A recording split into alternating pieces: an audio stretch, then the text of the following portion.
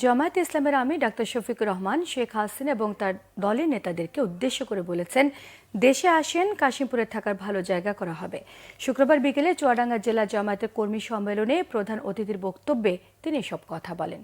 Doctor Shafiq আরও বলেন, খারাপ মূলের গাছ কাটা পড়েছে, কিন্তু আগাছা রয়েই গেছে, এগুলিও পরিষ্কার করা হবে। তাই আবারও সবাইকে যুদ্ধের জন্য প্রস্তুত হবার আহ্বান জানান তিনি। এছাড়া রাজনৈতিক সকল দলের নেতাকর্মীদের নিজেদের মাঝে যুদ্ধ বা বিবাদে না জড়ানোর জন্য অনুরোধ জানিয়েছেন জামায়াতের আমির।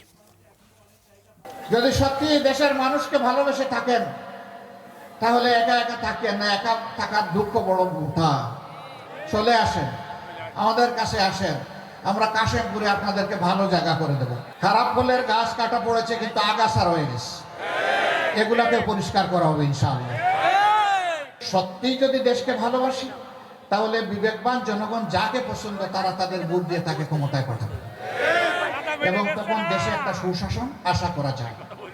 কিন্তু এই বদ হাসলত যদি কেউ ছাড়তে না পারেন তাহলে অনুরোধ করব, জনগণকে মেহরবানি করে বোকা ভাববেন না।